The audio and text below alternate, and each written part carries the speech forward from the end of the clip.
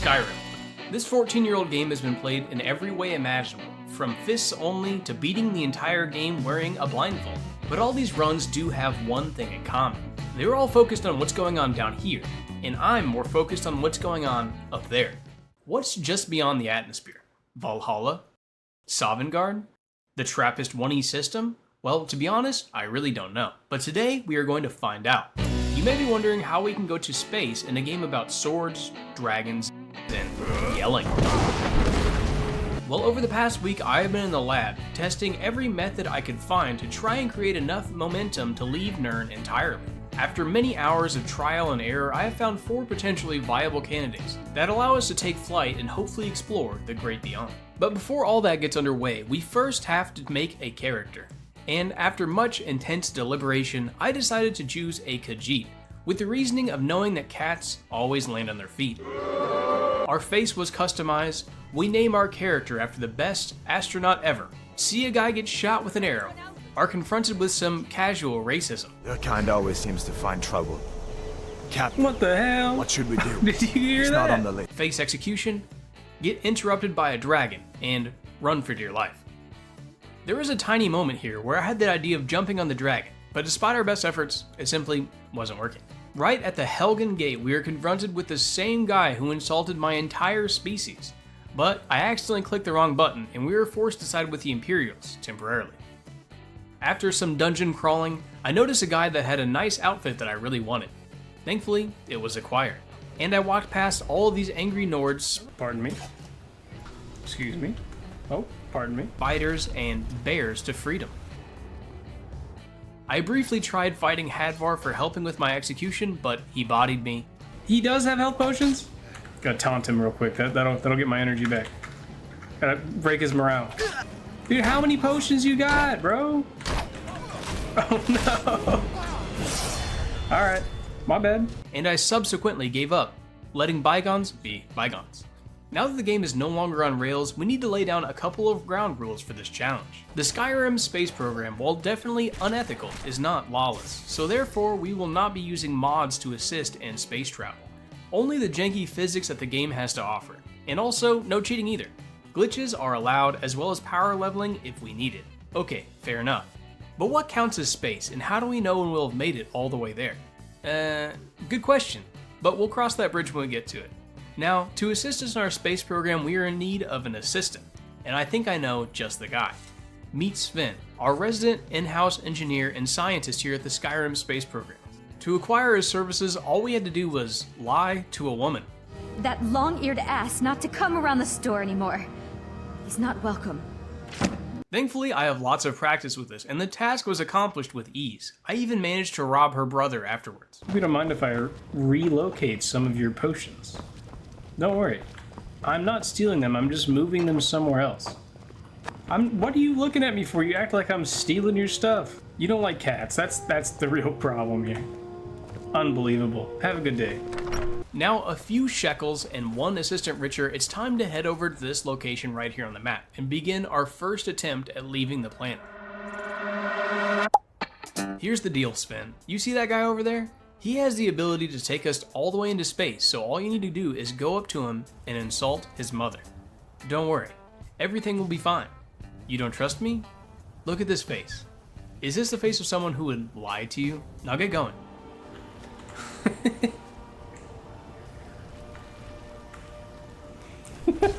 Oh my god.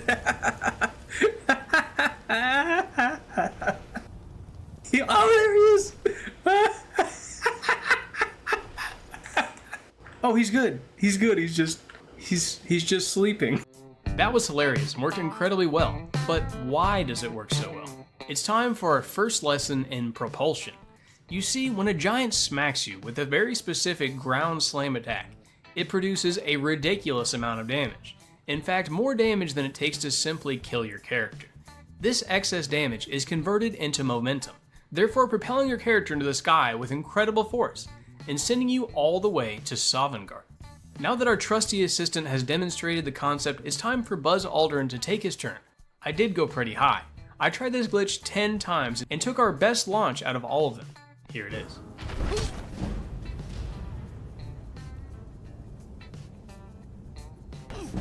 While being flung repeatedly into the sky, I did come up with an idea. Do you see that hill over there? What if we had the giant follow us up, and we can do the launch from much higher altitude, therefore getting closer to space? Dragging these fellas all the way up this hill was no easy feat, but we did it successfully, and it was time for the final giant launch. As much fun as it is being thrown into the sky, this method of propulsion does have one major disadvantage. You die. And dead people don't make the best astronauts. So unfortunately, we need to begin work on the second method of spaceflight. There was one small problem though. These giants won't stop chasing me around the map, so we might as well use them to make a couple of septums while we're at it. Upon leading our newfound friends into the nearby town of Dawnstar, the local guards and even the townspeople began defending themselves against the rampaging giants. Fortunately for us, the townsfolk didn't stand much of a chance against these monsters and were swiftly dispatched. After everyone in the town had perished, I got both of the giants stuck under this gate and smacked them repeatedly until the giant threat was neutralized. We then loot the giants, as well as the fallen townsfolk, and then sell all their neighbors all of their belongings back to them, generating 600 septums, and a new set of armor. We then leave the town of Dawnstar a smoking ruin and set off for greener pastures because our second method of propulsion requires a new item, and I know just where to find it. We just have to make the long, arduous pilgrimage into the little town known as Solitude. On arrival, just before the actual gate is this little mill that possesses an object so devious Mehrunes Dagon wouldn't touch it, so evil the Emperor wouldn't speak its name, so powerful it can completely break the physics engine of Skyrim. The bucket. But not just any bucket, the bucket with handle. Plenty of objects in Skyrim possess the ability to break physics, but this bucket breaks it in a completely different way. It allows for controlled flight. So strap in for a lesson on bucket piloting. You see, because bucket piloting isn't just random chance, it's a skill. And much like any other skill from guitar playing to gooning, it can be honed and ultimately perfected. Here are the basics. Okay, so once you have your bucket down here, there's a couple things to know. The first of which is that you need to stand in between the handle and the side, right here. And it's better if you crouch as well. Depending on what side of the bucket you're on, depends which way you'll go. So if you're on this side of the bucket, then you will fly that way. Or vice versa, if you're on this side, then you will fly this way. Just try to hold E. Sometimes it doesn't work, or sometimes it works first try, just like that. You can actually steer your bucket while you're going up, depending on which way your mouse is turning. Now that we understand bucket flight, it's time to use it to our advantage in the next method of propulsion. If you've ever been running around Solitude looking up, you'll probably notice these birds flying around above the city. Maybe we can repurpose their abilities for our own uses. The problem with this is that the bird nests are always out of reach, high up or on some building or something. It's possible to access these with a whirlwind sprint shout, but our character at this point in time is not the Dragonborn, considering we have done nothing of the main quest line, so we need to improvise. When I was watching birds fly around, I noticed one of them was landing on top of this tower right here. So I got on top of the wall, prepared my trusty bucket, and flew up. It's so cool how you can kind of sort of steer it. I think that's the... No! Oh my god. I must look so ridiculous to everyone else in Skyrim. Like, what the hell is this guy doing? He's hacked gravity. Perfect. After a couple of tries, we successfully make it up the wall and find the bird's nest. All we have to do is wait around for a bird to fly so we can try and ride it. And while we're waiting, this reminds me to shamelessly beg for you to subscribe to my channel. I'm trying to get to 20k subs and the channel is roughly 60% of the way there. So help a brother out and smash that red button. Oh, there's one, quick, okay. Okay, now we just gotta stand on top of it, I think. Oh yeah, dude, we're doing it. Oh, this is kind of an art. Yeah, no way. Okay, we're taking a dive. Oh no! We rode for a while and then fell to our death. It's pretty fun trying to stay on top of the bird while it flies around, but to be honest, it's not exactly what we're looking for in terms of going to space, so it's time to move on to the next method. To try this method, we are in need of a horse, and Buzz Aldrin, being broke, just simply can't go out and buy one. Therefore, a devious plan was enacted. If we wait in Whiterun until nighttime when everyone is sleeping, we can creep up to the horse stables and steal a horse.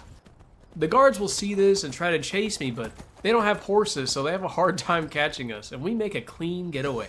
After putting some distance between us and the town of Whiterun, we can conduct our 4th lesson in spaceflight. This is commonly referred to as horse tilting, and there's another YouTuber named Tomato Anus that made a great video going over this, but I'll attempt my own explanation.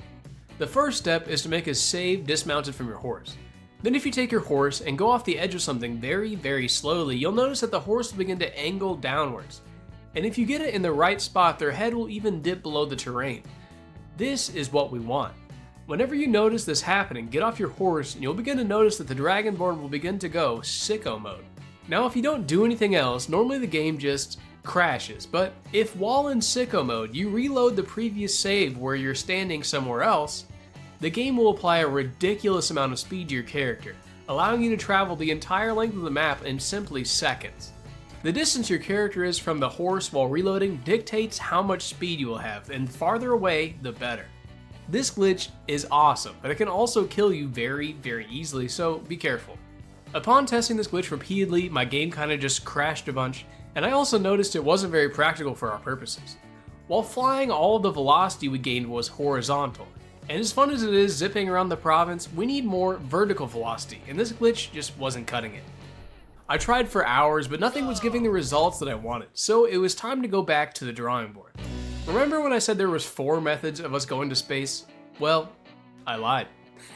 There is a 5th secret technique that we can combine with other techniques to make it into space. A Forbidden Jutsu, if you will. And for that, we have to make it up to the throat of the world. Ow! What the? You'd ruined my view! Joke. Isn't it beautiful? Upon arrival at the base of the mountain, we're confronted with another challenge. We are here, and we need to make it all the way up there. But the path between these 2 points is fraught with danger and impassable barriers. But I have a plan on how to deal with it. Upon ascending the mountain, an opportunity arose.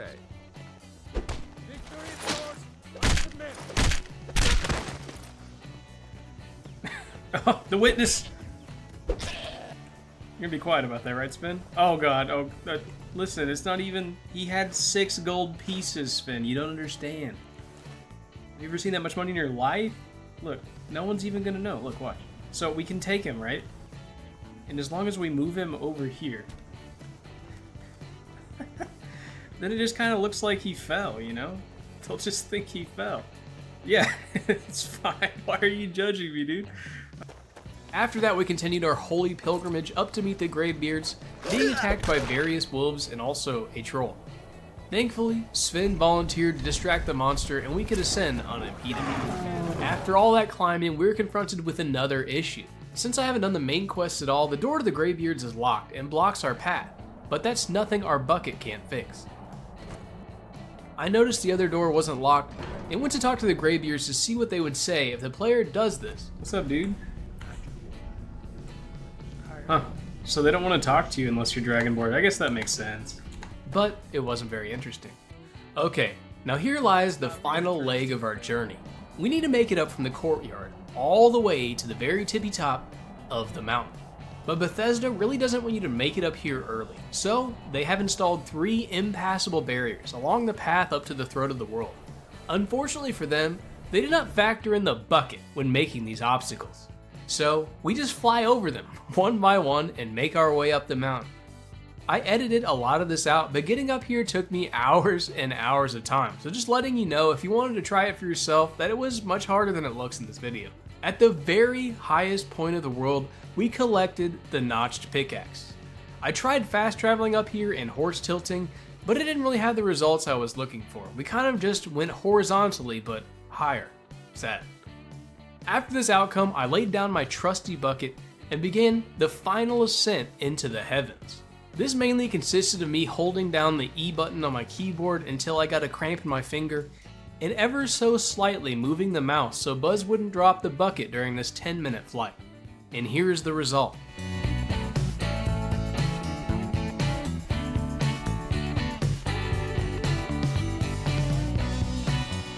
The highest point I made it to during my attempt at leaving the planet. It's so cool seeing the ground from this high up, but I feel like it's possible to go higher than this. I just don't know the methods.